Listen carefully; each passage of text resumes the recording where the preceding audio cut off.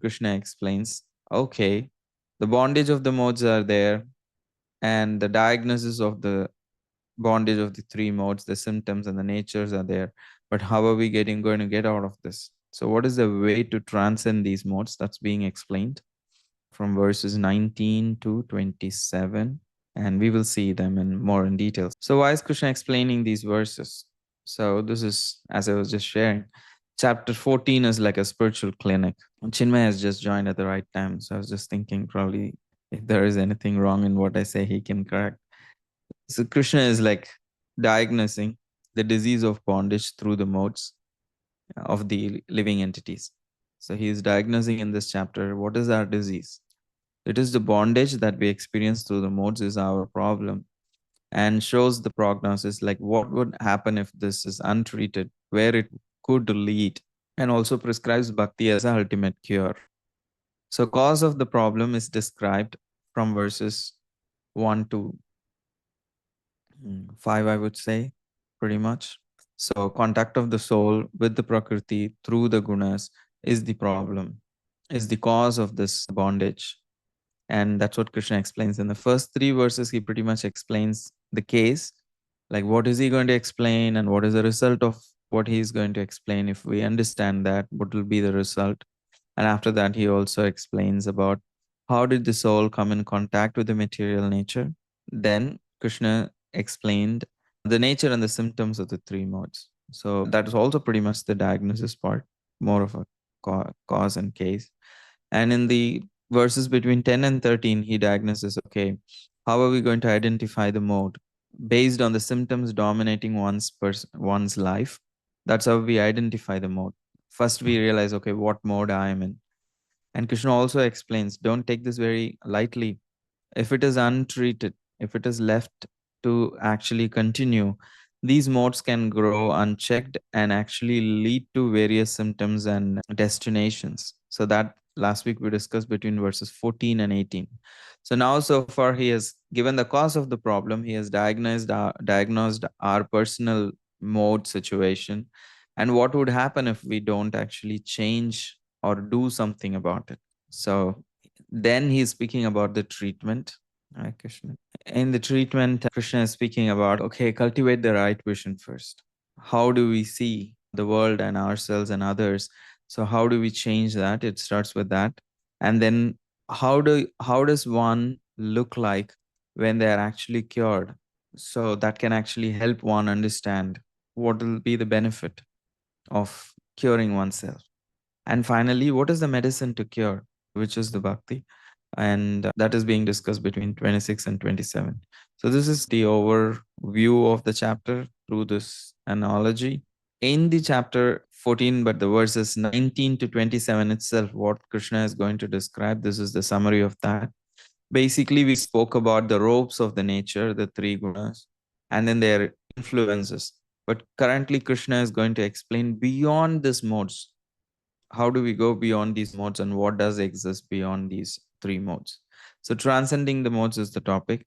And in the 19th, Krishna speaks about seeing the modes as the doers, to develop a true vision of how the soul is stuck in this matrix of the three modes and how the Lord is super transcendental to these three modes. Similarly, the soul is also originally transcendental, but currently being subjugated. So if one realizes one's original position, how one is being puppeteered by the modes, and also understanding that the Lord is transcendental to all of these things. By knowing this, Krishna says, one will achieve spiritual nature, my own nature, he says. One will achieve the spiritual nature.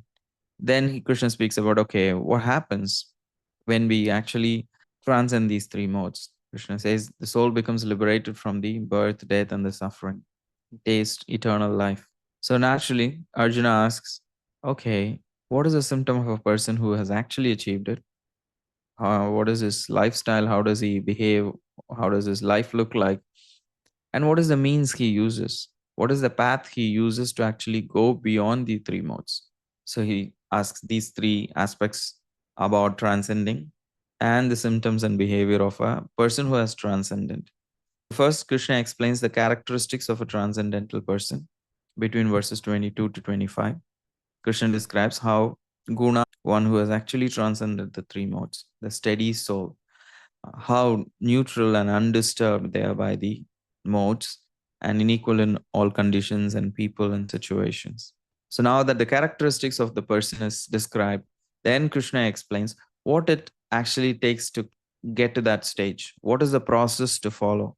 And Krishna very unequivocally prescribes bhakti, says unfailing devotion to Krishna lives on above the modes and establishes in a spiritual state, in the Brahman state. And then Krishna also explains that he is the foundation of even the Brahman. So that is like the entrance into spiritual life, because we are also discussing the Jnana section. So many people can use bhakti to achieve certain things.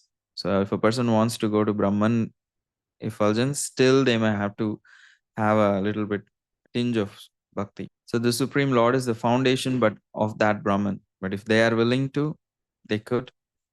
However, Krishna says, I am the source of that Brahman even.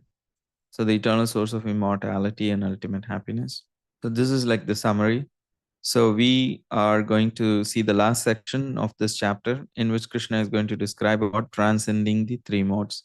I'm repeating so that it sticks to our mind. So verse 19, if you have Bhagavad Gita to refer, you can please use it. I'm just opening mine, translation and purport. But when one properly sees that in all activities, no other performer is at work than these modes of nature, and he knows the Supreme Lord, who's transcendental to all these modes, he attains my spiritual nature.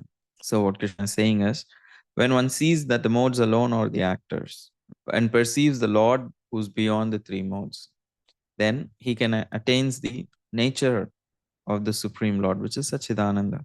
So basically, the modes are driving all the bodily actions. Of course, the soul is desiring, but that desire is also influenced by the three modes. So overall, the modes are driving. We think, oh, I am doing this, but a lot of times, or all the time, we're being moved by the three modes. So the soul is actually transcendental and can attain Krishna's nature by seeing things clearly. So we are not the true doers. Our conditioned nature actually drives our action. Only on this pure state of Krishna consciousness, the soul's are actually acted out in the world. Unless a person actually becomes self aware, self realized, and God realized, a lot of their action, it's like a spectrum. Someone who's completely ignorant of their spiritual nature, everything is just the modes. But a practicing devotee, it's a combination. We feel like a saint when we are in a temple, in a kirtan, in the association of the devotees, when we are actually sincerely endeavoring to practice bhakti. Sometimes we could be completely overcome by the modes, as simple as going to sleep. So sometimes our actions are driven by modes. Sometimes the original nature of the soul's longing to serve Krishna comes out in a practicing devotee. But in a perfected devotee, everything that they do is from the soul's desire. And they do see that how the whole world is acting because of the modes. And they are not disturbed with people. They look around and see, okay, this person is running around because of passion. This person is lazy because of mode of ignorance. And this person is so light because of the mode of goodness. So they don't judge. They see how the modes are actually influencing different people. So real vision comes from knowing the soul and the Lord beyond the modes. And in this purport, Srila Prabhupada explains how one can transcend all the activities of the modes of material nature simply by understanding them properly, by learning from the proper souls. How do we develop this vision? If this vision is so powerful that it can actually liberate us, how are we going to develop this vision? This vision will be developed by the association, because of the association of a spiritual master. And Prabhupada says the real spiritual master is Krishna himself, and he is imparting the spiritual knowledge to Arjuna. Similarly, it is from those who are fully in Krishna consciousness that one has to learn the science of activities in terms of the modes of nature. Otherwise, one's life will be misdirected. By the instruction of a bona fide spiritual master, a living entity can know of a spiritual position. It's a very nice section. I think I also pasted it on the WhatsApp group the other day.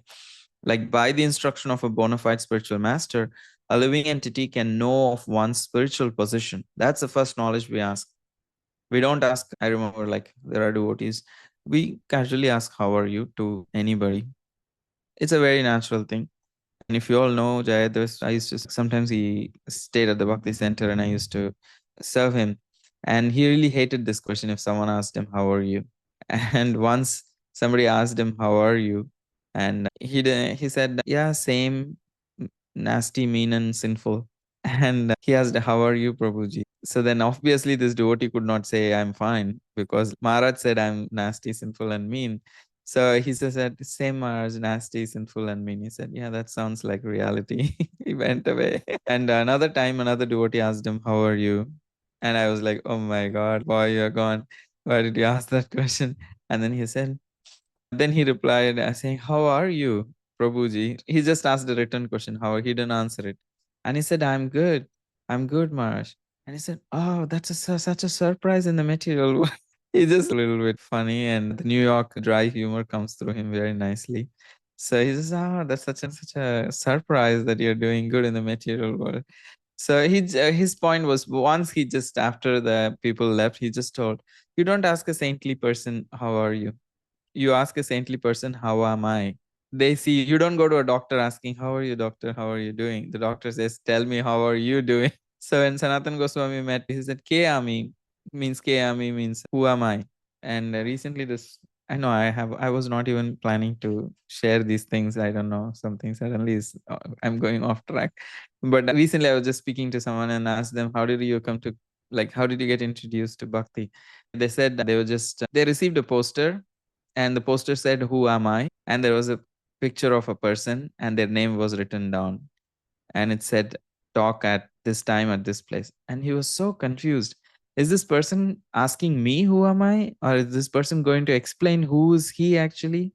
So is he so famous that I don't know who is he, that he's asking, who am I?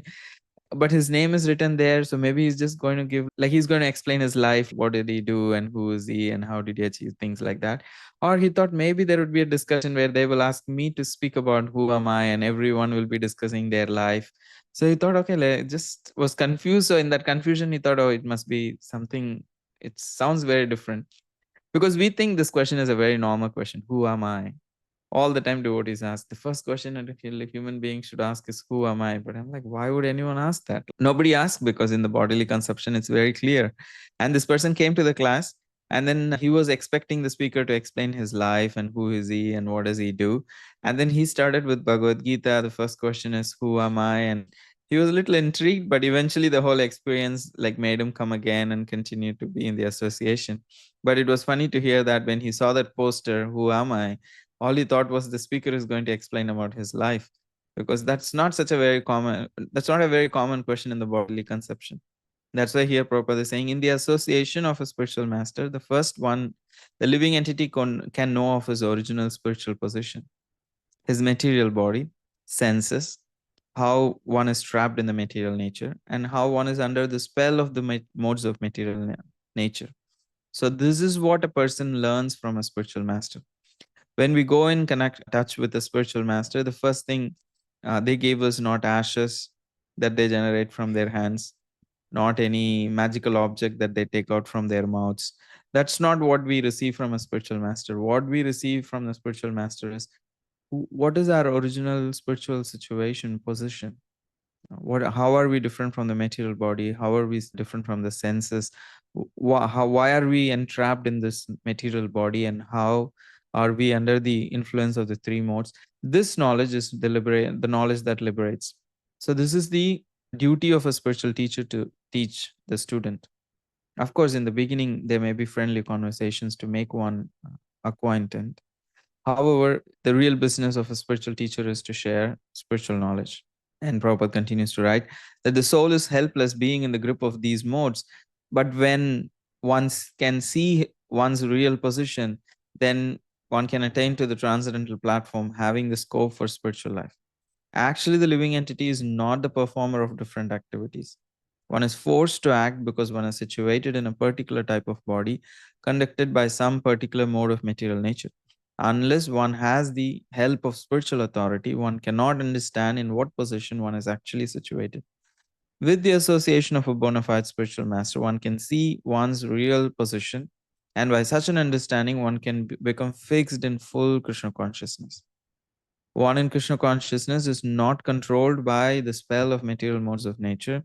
It has already been stated in the 7th chapter that one who has surrendered to Krishna is relieved from the activities of material nature. For one who is able to see things as they are, the influence of material nature gradually ceases. So there are beautiful sentences in this purport. Even this last sentence, for one who is able to see the things as they are, the influence of material nature gradually ceases. So that's such a beautiful reality, that we all come to spiritual life and then we develop a different vision. And the more and more we grow in spiritual life and develop that vision, though we live in the world and surrounded by things, we can come to a state where we are not affected by them. So the material world gradually ceases to exist for a person who has developed spiritual knowledge. And that's such an exciting adventure, that how one can actually still live in this world but not be affected by this world. So some of the highlights from Prabhupada's purport is that how spiritual knowledge from Guru actually reveals how the soul is trapped by the modes. And with this vision, life is no longer misdirected. And that's what Prabhupada is saying. Actually, the living entity is not the performer of different activities, especially when it's under the influence of the three modes. It's forced to act because he is situated in a particular type of body, conducted by some particular kind of material nature modes. So, for one who is able to see things as they are, the influence of the material nature gradually ceases. And that's what we are experiencing in bhakti. So, the more one becomes, one understands this philosophy of the three modes and their role, we can start to see that it's not us, it's the algorithm. You get picked. So we don't want to be that person who gets picked. Sometimes I know if I'm using, like, sometimes I have services which could go late into night, and I would come back from a program or something, and then I would have something to complete. Like I had this presentation to complete yesterday night, some parts of it, or to post the reminder. So I know if I'm going to use my gadgets at 11:30 at night, it's a very it I can just feel like, okay, let me just complete this one more slide, this one more thing, this one more mail, and then eventually you'll just realize, oh my god, it's 12:30. It's just going to mess up my whole. Already it's late, but it's just another delaying another hour of sleep. It just makes it even more harder in the morning. And now what I come to realize is, okay, it's not you, it's the modes and that particular time. If you cross this particular time, there is passion gets activated, and then I get picked up. And you feel like the greatest energy between 11 and 2 in the morning sometimes. That's like the most productive time, because Pitta is a very active also. And you just feel like super productive. I can just conquer the whole world, and there is no disturbance here. I can just fully be focused and get everything done. And I can maybe get up an hour late, but I'll be done with everything. And then you feel in the morning, oh, like, oh, what happened? Like, why am I feeling so not rested well? So after a certain time, I just feel like that the modes get activated, and then you just start doing. Of course, you'll achieve things, but it's at the cost of what? Sometimes it just disturbs the next day completely. So it's not always us. The modes could become very powerful. So then we don't want to be in those situations where we know we will be picked up by the mode. And then you are on a ride. You don't have any control. It's like you have choices. Sometimes you see these videos where people go and sit on a merry-go-round or like any kind of these fun rides in Disney or something, or they go and stand before for bungee jumping, skydiving, and all these things. They're just ready. They have come there. All the gear is there. They have everything is ready, and the person is about to push their no. At that point, you have no choice. That guy is just like, you have come all this way, we are not going to let you go, just ooh, like he just pushes it. So we actually choose to go there and get picked up by the mode. And once the mode picks up, there is no, you don't have control. There is only going to be regret afterwards. That's all. Why did I do this? So let's not wear the gear consciously, go and stand on the podium, and then expect that the modes will not push us. So the more a person is alert, I have seen some devotees, they're super alert. They know what will happen. So they are very alert and they run away and they protect themselves. I used to think, oh wow, that's they know, they're very aware. Once you may not know, but once you get an experience, then you better be aware and protect yourself. Because once you give up yourself to be picked up by the three modes, then there is very little control. So just as the apps run on coded algorithms, if you we all use YouTube, I hope so, and we all see how the algorithms work, and it can change your moods, and it can actually change the flow of your day. Everything can be changed. So once we are picked up by a mode, then our moods and actions actually are powered by that mode until we actually snap out of it. So what the modes do is, especially the modes of passion and ignorance, they'll make you run, and then the mind will want you to do those things. And at the end, it'll say, "Oh, what kind of a person you are? You're such an unreliable person. You don't know, despite knowing you did this, or you wasted your time, or you overate, or you slept extra, whatever." It can just like mind can be one of the worst critics. It will be the it'll act like a cheerleader when you're about to do it. Yes, this is the best thing. Go get it. No, nobody knows. And then it'll be the cheerleader. And the moment you actually do it, it'll say, what kind of lousy person you are. Like you can't control your like senses. One time you couldn't just control yourself from eating an extra dessert. It'll just immediately change from being a friend to the mom, sometimes like your mom, and be like, or something like that. Or so it can just immediately change roles. So can we actually develop in the process of bhakti? We don't need to be unconscious. We have to be Krishna conscious, but that also begins with being conscious of what's happening within. So can we notice moments any day when we're simply being carried by a habit, a mood, or an environment? Can we see what are the auto things that is going on in my life? What are the things that I do in my life which are just auto mode?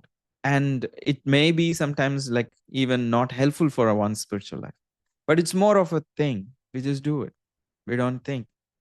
We think, oh, it's me making a choice, but we are being like, we are on an auto mode. It could be a habit, it could be a mood, it could be however is our thought process.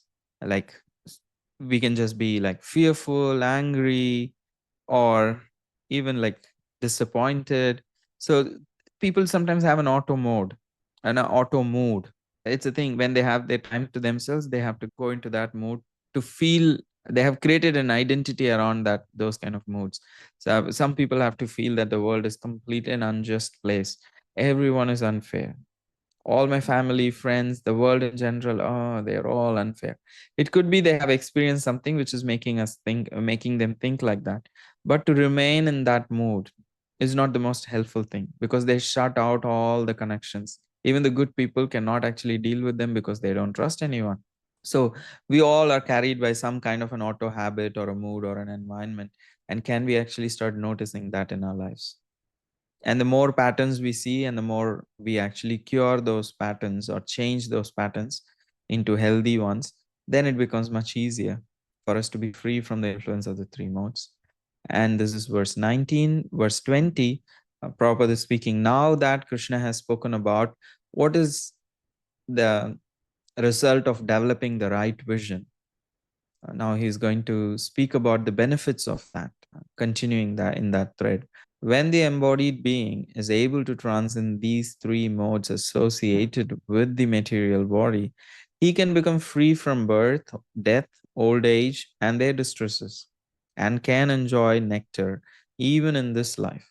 So, the 19th verse spoke about the benefit that one will receive after leaving the body, that we will achieve to the spiritual nature once after this body is gone.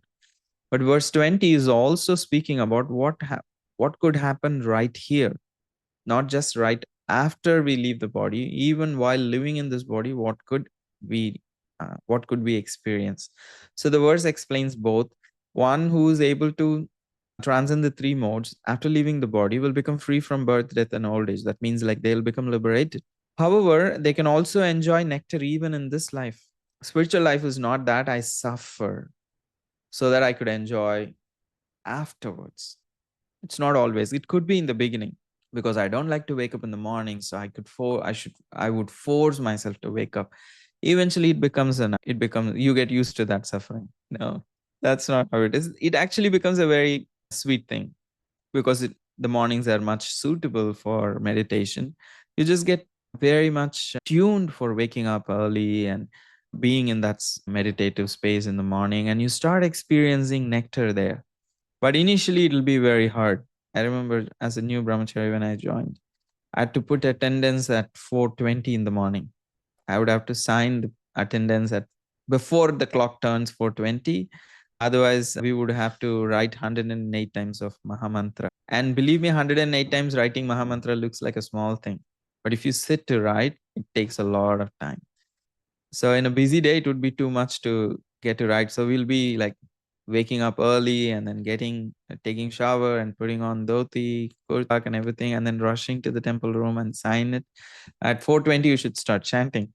And I used to really hate it. I come from a very relaxed home, and my parents never like had any kind of such kind of heavy rules or anything.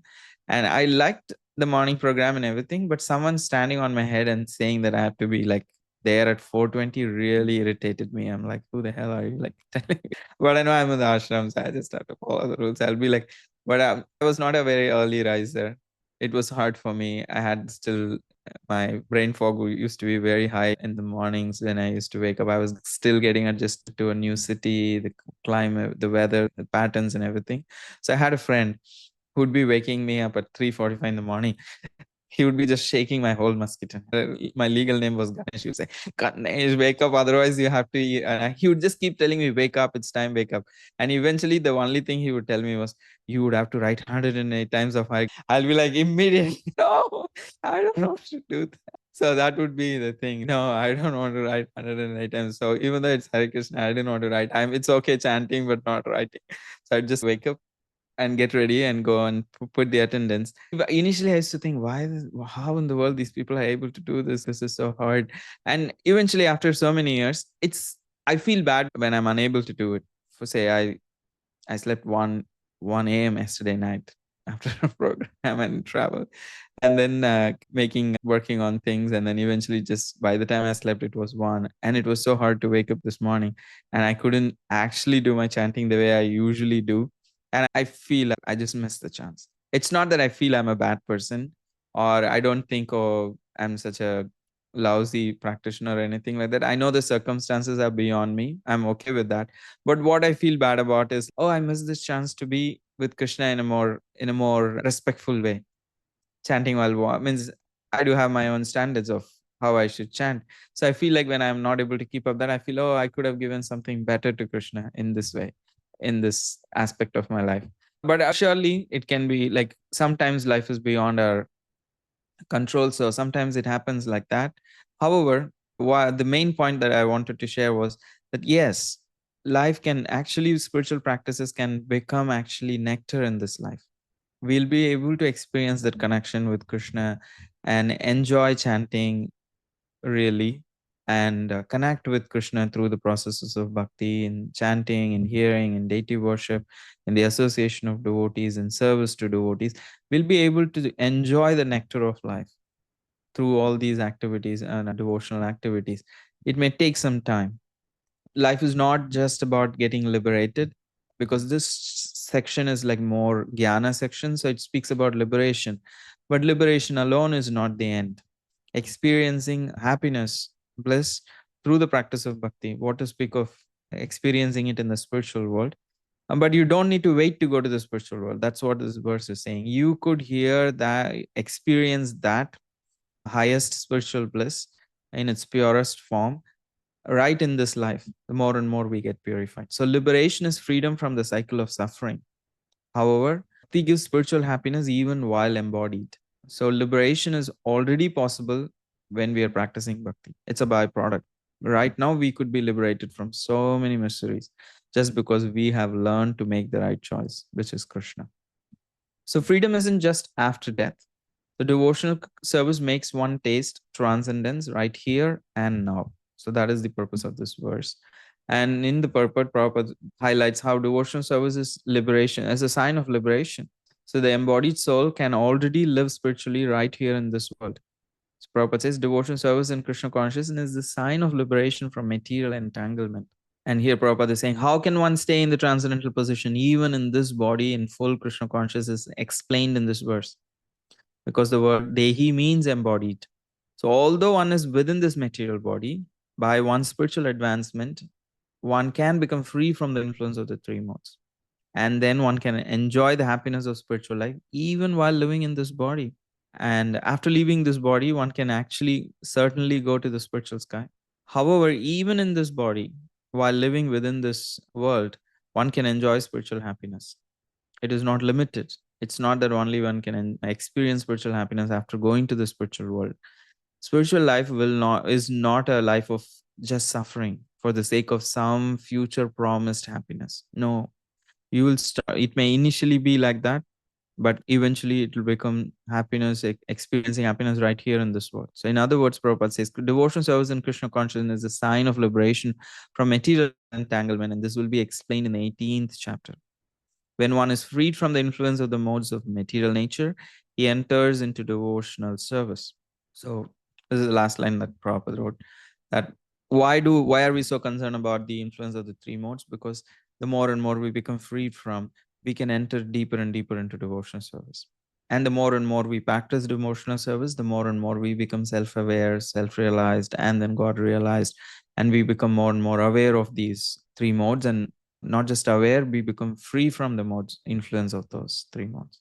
So how are we going to break this loop? So when you rise above the modes, life stops feeling like the same problems. It's just another day with the same problems. So that kind of a grind that we have, the attitude we have towards life sometimes, it's just another day, but it's just the same problems. So that loop we could break. Not just loop in one's style, but also especially internally there are more loops, thought patterns. So that kind of a repeated cycle. And then we also go through repeated situations. People sometimes think, I don't like this. Means I know a young person. I'm not sure how appropriate to say this, but you know me. I'm going to say because it's already here. So I'm just in touch with someone who is upcoming in Bhakti. And then this person was in a relationship and then they had trouble. So they got out of a relationship. And they were saying the problem is just on the other person. So that's why I broke up. And I was like, okay, it could be true.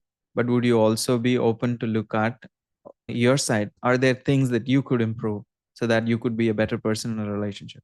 No, it's just the other person. Okay, I said, that's fine. If you feel like it's completely the other person, I don't know all the details of it, so I'll go with you. And then just few more months, this person gets into another relationship and exactly finds in the same situation. I'm like, you ran all over the world and to find the same person, the same energy you attracted.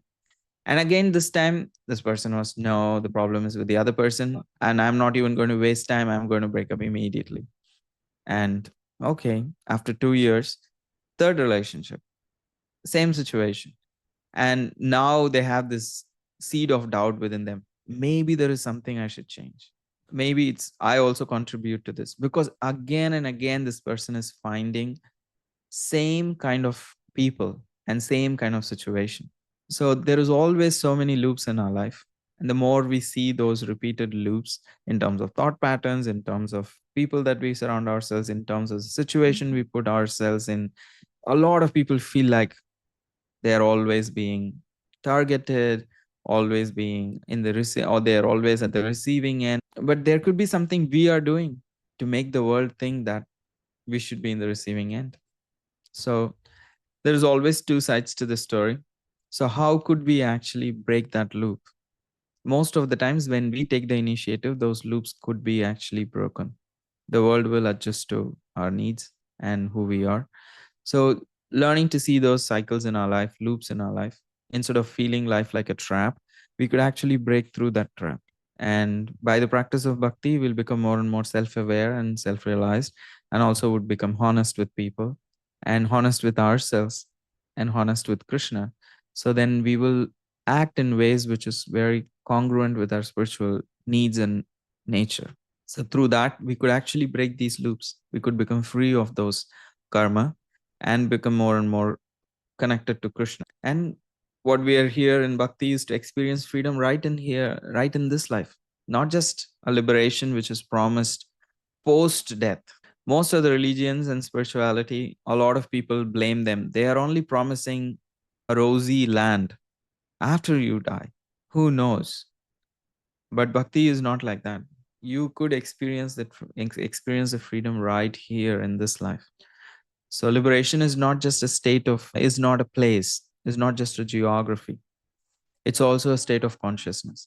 And bhakti can develop that consciousness in us. So we don't need to be physically liberated in order to experience the effects of liberation.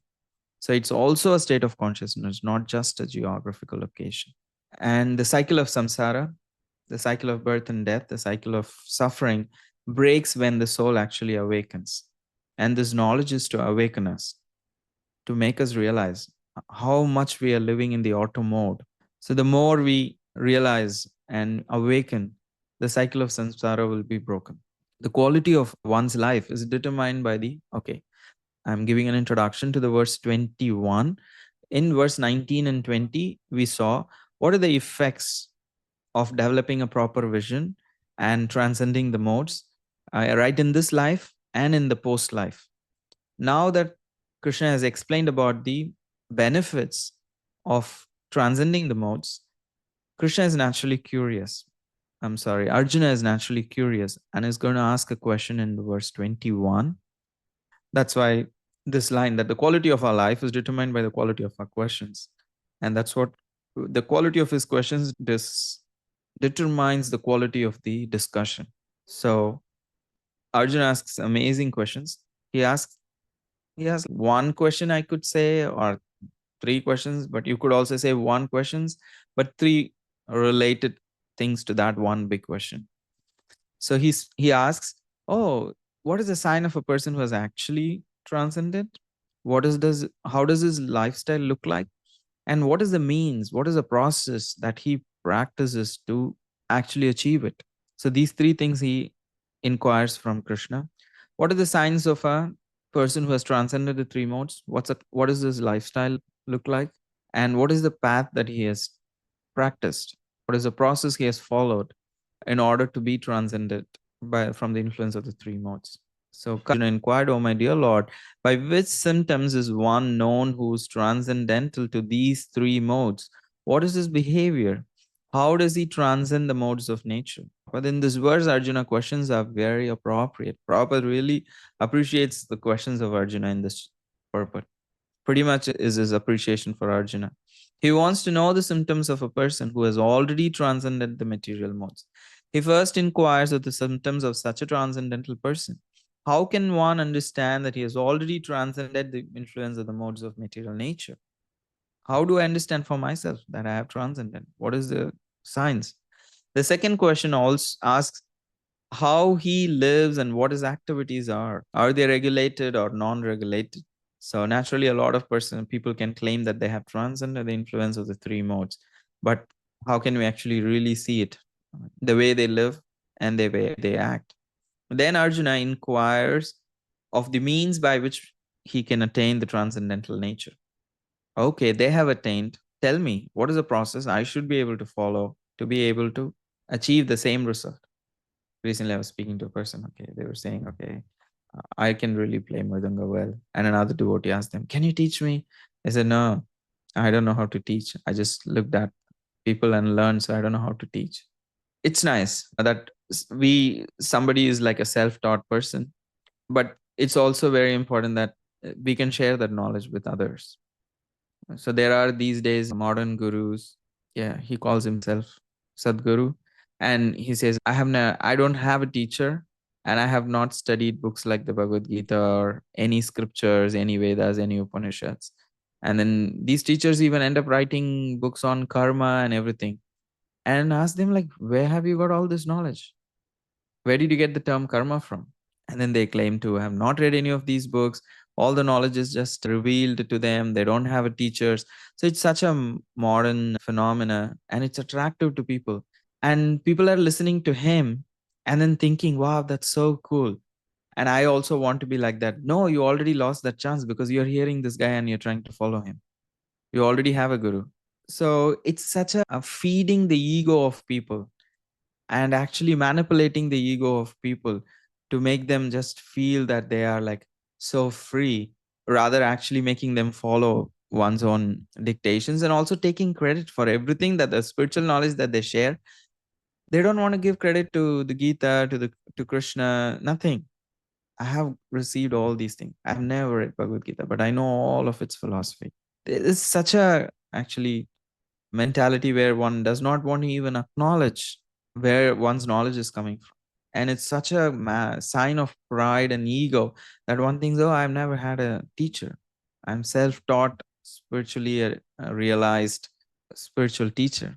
And it sells in the modern world.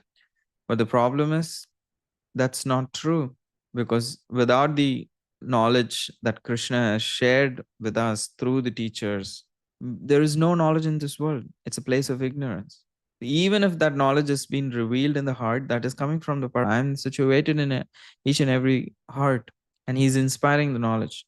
But someone who's puffed up, someone who is actually ignorant and calls them as a spiritual teacher, is not even willing to actually acknowledge that the spiritual knowledge is coming from the Supreme Lord, even if it is self-revealed within the heart, like Lord Brahma or like Lord or yeah. They don't even claim. Even Brahma does not claim that the knowledge that I'm sharing in the Vedas is my own knowledge. He says this knowledge is revealed by Krishna to me in my heart. But these upstart spiritual teachers, they claim to have all the knowledge self-revealed to them. They don't attribute that knowledge to anybody. So that's such a huge sign of pride. And to call them a spiritual teacher and to take shelter of them, I only feel it's unfortunate that people have to go through it. So Arjuna inquires of the means by which he can attain transcendental nature. So this is the way that one approaches a spiritual teacher and then inquires from the spiritual teacher and receives the knowledge which is passed down in a tradition. Unless one knows the direct means by which one can be situated always transcendently, there is no possibility of showing the symptoms. You cannot act. You cannot act as spiritual for a very long time. Prabhupada used to say that some people can fool some people for some time, and all people for some time. Even some people can fool all people for some time, but no one can fool everyone for all the time. Krishna is there. It will be exposed. One cannot actually show the symptoms artificially for a very long time. That's why both in Bhakti Rasamrita Sindhu and here in the Bhagavad Gita, even in very for higher stages of life, Krishna gives very clear symptoms that could be actually quantified. He speaks of one in the mode of one in the stage of bhava. He says they don't waste time, but does not mean a time management coach who's like really going around utilizing their time perfectly is in the mode of is experiencing bhava, because that's only a secondary symptom. There are other things that needs to be matched. But if a devotee claims, oh, I'm very actually high in spiritual realization, I have achieved bhava, and we could see how do they use their time. They don't waste a moment away from Krishna. They're not interested in anything mundane, material. They have unlimited hope that Krishna will always satisfy them. So Rupa Goswami gives these kind of very things that we could observe in anyone. Even if they're claiming to be somebody, there is a way to actually cross-check. So there is no possibility of showing symptoms of being having transcended the three modes without being actually situated transcendently. So that's why Prabhupada really appreciates these questions put by Arjuna. He says are very important. And the Lord answers them in the verses 22 to 25. So the symptoms, behavior, and method all must be known. Otherwise, transcendence is just theory. So all these questions, as Prabhupada says, they are very important, and Lord answers them. And Arjuna grounds philosophy into practice. He wants a checklist for transcendence. Of course, it's not in a mode of controlling, basically developing a focus, how to spot transcendence, how to live it, and how to achieve it. So unless one knows the direct means by which one can be situated always transcendentally, there is no possibility of showing the symptoms. So what does free really look like? We all want freedom, but what are its signs? Freedom is not that I could do anything at any time that I want. Freedom is that I can choose Krishna anytime I want. That is real freedom. Freedom is not that I can go out 12 at night and do whatever I want as sense gratification. That's not freedom. That's being actually a slave of the three modes. A real free person is the person who can actually choose Krishna any moment and actually exercises that will constantly. So, can we be free and choose Krishna and what is favorable for our relationship with Krishna? Then we become free. But if I'm being distracted constantly by the social media or by my own desires and being forced to act and do things which are not actually favorable for my relationship with Krishna, then it is very hard to call oneself free. We are being tightly bound by the three modes. So that's why Krishna is asking here, what does free really look like? What are its signs? And Arjuna asks the questions we forget to ask. Everyone wants to be free in this world without knowing what is real freedom and how does it look. So verses 22 to 25, I think pretty much we will stop with this if possible and then continue 26, 27, which is a good set of two verses, conclusive verses. We could spend some time next week in 26, 27 and also do an overview and complete the chapter next week.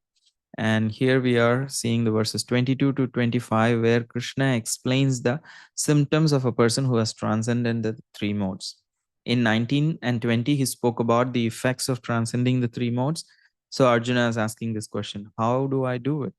And how do I know the symptoms of a person who has actually transcended? What are the signs? And he's answering in verse 22 to 25. It's a long set of verses, but let's read the translation. The Supreme Personality of God is Sandhu, he who does not hate illumination, attachment, and delusion. Illumination is sattva, attachment is rajas, delusion is tamas. So he who does not hate sattva, rajas, or tamas when they are present or long for them when they disappear. This means what? At night, I think wow, finally the night is here. I can just sleep. There is a point in my life. Sleeping was my hobby. I really love it. It's such an easy hobby to have. So 10 people answer sleeping as their hobby in this world. Hankering for, okay, now finally this time is here. I'm going to enjoy this. So that is like longing for, that is being conditioned. But what happens when a person becomes spiritually advanced is they may just hate it. Oh, I hate the night because it's just so ignorant. So and hate, they both could be different sides of the same coin. So it's so interesting that Krishna is noting that he does not hate sattva, rajas, or tamas. He understands it's part of the material world. The night is here, so I'm going to rest so that I can wake up better to serve Krishna. My body needs this break. So they don't hate and they don't long when they actually disappear. Take reality as it comes and see how can I be connected to Krishna. Both wanting and hating, they both are actually going against the flow of reality. So a person who has transcended the three modes does not actually, resist reality. They accept reality and see that reality as an aspect of Krishna, and they try to connect with Krishna in that reality, which in a way that is favorable to their connection with Krishna. So this person does not hate illumination, attachment, or delusion, sattva, when they are present, or nor does this person long for them when they disappear. And this person is unwavering and undisturbed through all these reactions of the material qualities, remaining neutral and transcendental, knowing that the modes alone are active. I'm feeling hungry because I know it's the middle of the day. It's very natural. It's the time the body is going to ask for food. So I give it what it needs. So, who is situated in the self and regards alike happiness and distress, who looks upon a lump of earth, a stone, a piece of gold with an equal eye, who is equal towards the desirable and undesirable, who is steady, situated equally well in praise and blame, honor and dishonor, who treats alike both friend and enemy, and who has renounced all material activities. Such a person is said to have transcended the modes of nature. Arjuna submitted three different questions, and the Lord answers them one after another. In these verses, Krishna first indicates that a person transcendentally situated has no envy and does not hanker for anything. When a living entity stays in the material world, embodied by the material body, it's to be understood that he is under the control of one of the three modes of material nature. When he is actually out of the body, then he is out of the clutches of the material modes of nature. But as long as he is not out of the body, he should be neutral. He should engage himself in the devotion service of the Lord, so that is one's identity with the material body will automatically be forgotten. When one is Krishna conscious, when one is conscious of the material body, one acts for only for sense gratification. But when one transfers the consciousness to Krishna, sense gratification automatically stops. One does not need this material body and does not need to accept the dictations of the material body. The qualities of the material modes in the body will act. But a spirit soul, the self, is aloof from such activities. How does one become aloof? One does not desire to enjoy the body, nor does one desire to get out of it. Thus, transcendently situated, the devotee becomes automatically free. He need not try to become free from the influence of the modes of material nature. So, Prabhupada is taking another level of understanding that when we are in bhakti, we don't need to hate it or we don't need to hanker for it. Just become more and more Krishna conscious, everything will fall in place. We don't need to separately endeavor to become free from the three modes. Rather, we actually want to love Krishna, develop that greed to know Krishna more, develop that desire to become more and more Krishna conscious, and start doing things which is favorable towards that desire. By the mercy of the spiritual teachers, we will quickly come to the mode of goodness. Much quicker than if we just separately endeavor to come to mode of goodness first and then practice bhakti. That's a very slow process. That's not what is recommended in bhakti. We don't need to separately think that I have to first come to the mode of goodness, then I can practice bhakti. No, bhakti is independent.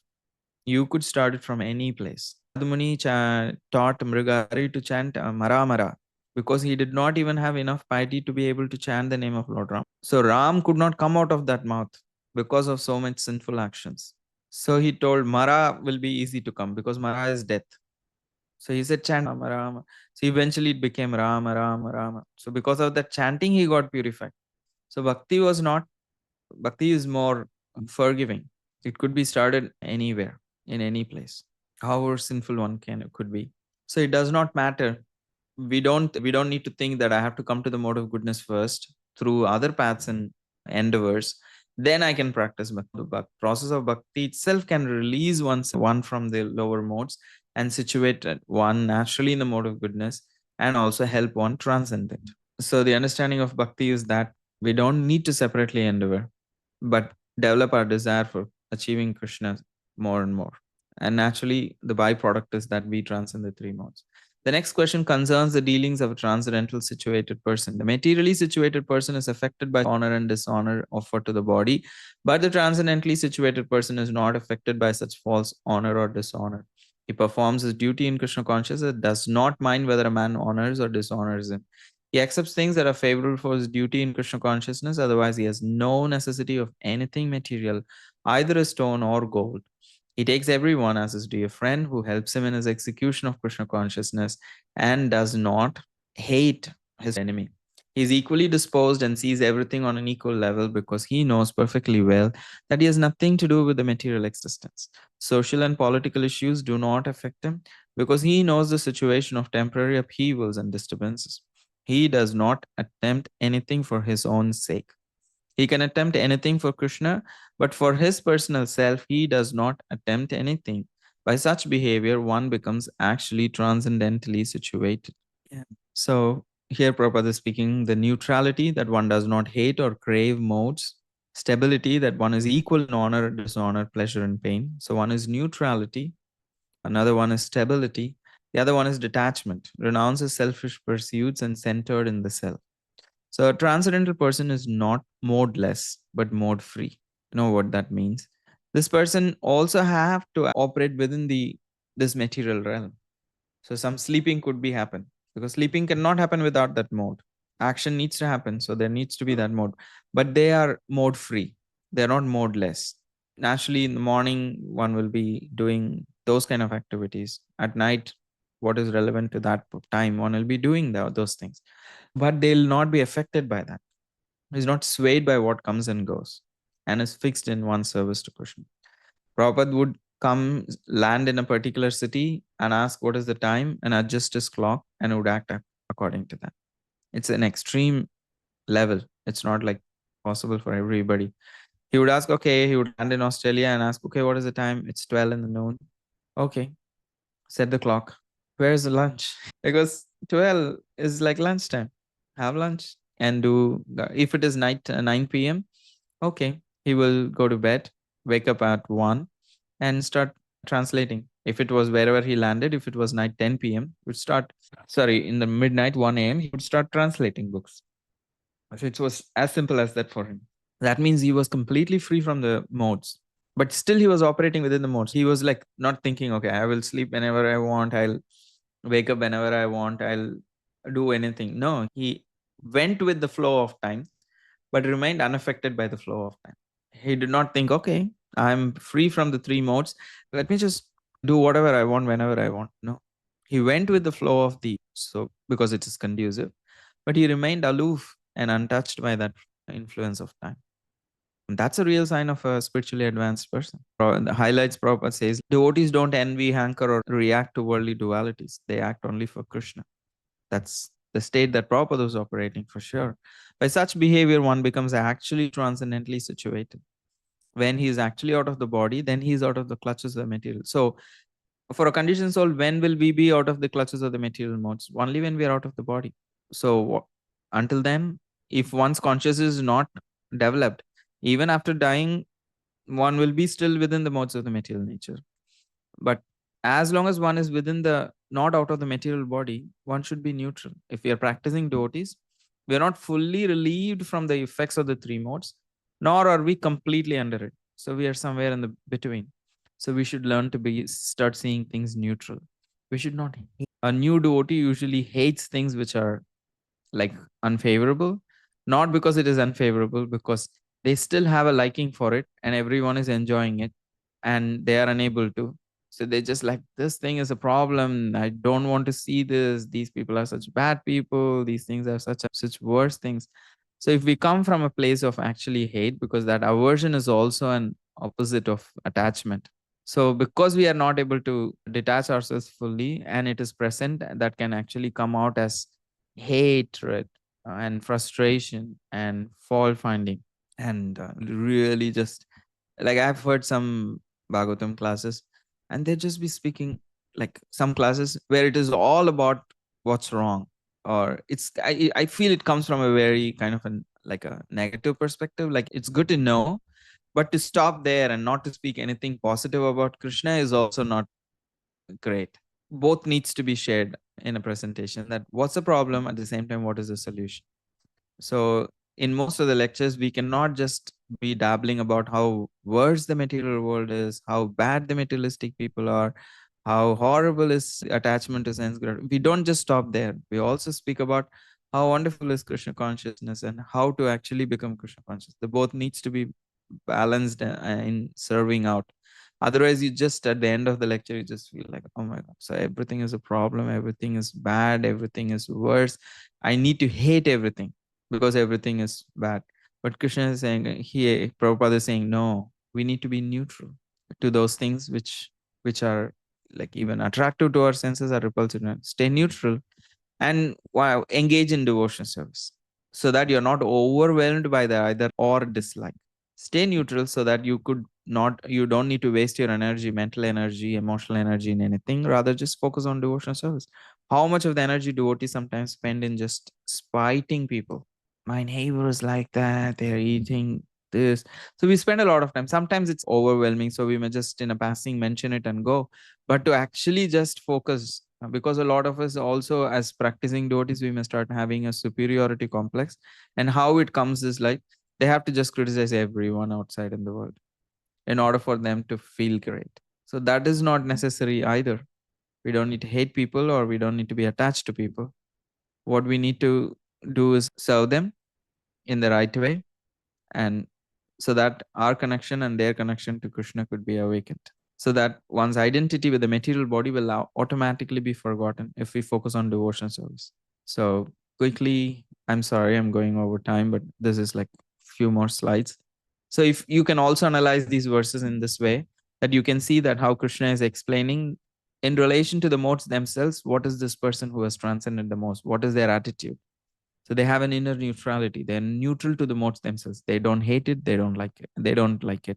And what is their attitude in relation to their personal body and that is the circumstances around? So they are a detached witness, as I was explaining the attitude. Okay, it's night. Let me just eat. And if the body is giving some trouble, okay, the body is giving this trouble. So they're neutral. They're detached witness. They're not overwhelmed. They're not fearful. They are not anxious. They're not absorbed and lost in that. They're like, okay, go ahead, do what is needful. Next step. What is their attitude in relation to objects and experiences? Equal vision. They're not overly attached to anything. They're not hating anything. They're happy if it comes. They're undisturbed if it does not come. So they're neutral to objects and valuations. That's why they're saying gold. And of course, the devotee's attitude is slightly different. Prabhupada said, the news came where a sage said, where a yogi said, they don't touch money. Prabhupada said, take a picture of me just embracing all the money because I'll use it for Krishna. So a devotee's attitude is slightly different from a yogi's attitude. And these verses are speaking about a yogi. So we need to understand that in that perspective. So when we say, because this is a yogi, they're neutral, but usually devotees are more positive on the positive scale. And in relation to people and action, they just balance relationships. They're again neutral. Could be such boring people with yogis. Everything is neutral. Just kidding. So the qualities of the material modes in the body will act whether we want or not. But as spirit soul, the self is aloof from such activities. So how do we become aloof? That we need to learn. So one does not desire to enjoy the body, nor does he desire to get out of it. We try to use it in Krishna's service. That's how a devotee gets aloof. We are not hooked to a mode, and we are not shaken by that. Because the moment you get hooked to a mode, you get shaken by that. So freedom starts when you stop being addicted to the highs and to allergic to the lows. People want action all the time. Everything needs to be exhilarating in the world of social media. Just imagine looking at a YouTube shorts or something, which is like very like mild, and it's not having an attractive music or like anything which it's just like smooth. I'm pretty sure nobody watches such things. It has to be like very high or very low. You know what I mean by low? It could be dark, gross. That also attracts attention. Someone gets shot, everybody is interested. But no good news ever gets projected by the social media and does not get the same amount of attention also all the time. So people are addicted to highs and lows. And that's what is the social media is about. Everything needs to be an exciting news. Life cannot be normal. You have to be in vacation. If you take a picture sitting in your home and post on Instagram, no one bothers. They are not interested in your life. But if you say, I'm vacationing in Swiss, and then you put such nice pictures, they're like, wow, this is amazing. So they just want to live their dreams through you. They don't care what you are living. Most of the time, they're envious. How the hell this person is in Swiss and I'm not? So people are looking to live through others and experiencing highs and lows through others. And that's what they're addicted to. They don't want to live life. So we are not the actors, we are rather the observers. So we are not the storm, we are the sky watching it pass most of the times. It's not my life is in shambles. Okay, currently it's in a difficult situation, but I'm not broken by it. I don't need to be broken by it. I could pick myself and rebuild myself, whatever it could be, the situation, however bad the situation could be. So peace is not the absence of conflict, but the ability to cope with it, to see it from the right perspective. So that's why Krishna consciousness can actually bring us above the three modes in a very positive way. So we can give ourselves so many labels and be dependent on the thumbs ups we get. So the world has become a world of likes and shares and follows. However, we could be beyond all these likes and labels. So gold or dust, praise or blame. So your worth is not changing. Your worth is your worth. It's not dependent on what you possess or not. And living untouchable, the highest independence is in isolation, but inner steadiness, no situation can corrupt. That is real independence. It's easy to run away from everything and think that I'm now untouchable by these circumstances. But a tiger will walk in the forest. When we just think, okay, I'll just run away from everything, civilization, and go there. Forget about a tiger. A small buck comes and bites, everything will be gone. So independence isn't just in isolation. Inner steadiness is much sustainable. And that is possible through the practice of bhakti. You could live in New York City, but you could chant and become actually transcendent to that chaos and still operate. And it sounds very romantic. I hope I'll not be drowned by the chaos of the New York City and eventually one day transcend it. And we'll discuss the verses 26 onwards next week. So extremely grateful and thank you for your time and attention and participation. Of course, I didn't allow you to participate much. So if there are any questions or thoughts, we could take briefly. Otherwise, it yes, reminded me of the 5th chapter. A lot of it, no? From like 22 to 25, most of it was from Karma Yoga, what we saw. Some overlap could be there. Some modes were discussed in the 5th chapter. Actually, Karma Yoga from a perspective of 3 modes was introduced in the 5th chapter. But also in the 2nd chapter, we spoke about a sage, a sage of steady mind. That section also has something to share with. And yeah, that's why Krishna did not elaborate in those sections much about the 3 modes and their influence. That's why he's doing this. Yeah, thank you. Thank you, Yogesh Mataji. Thank you, everyone. Thank you, Chinmay. Happy to see you. Are you in the hospital? No, I'm taking a sabbatical. I'm in Mumbai right now. Oh, okay. That's good. Hi, Charan Prabhu. Hi, Krishna. Nice seeing you. Hi, Bob. Thank you, guys. Shita. Hi, Krishna. I hope Greg Prabhu is somewhere in the corner. I respect him too. Hi, Krishna. See you. Yogeshwari Mataji. Thank you. Thank you all. See you next week. Maybe we'll keep more in touch on the WhatsApp. Please feel free to drop your thoughts there. Thank you, Prabhu.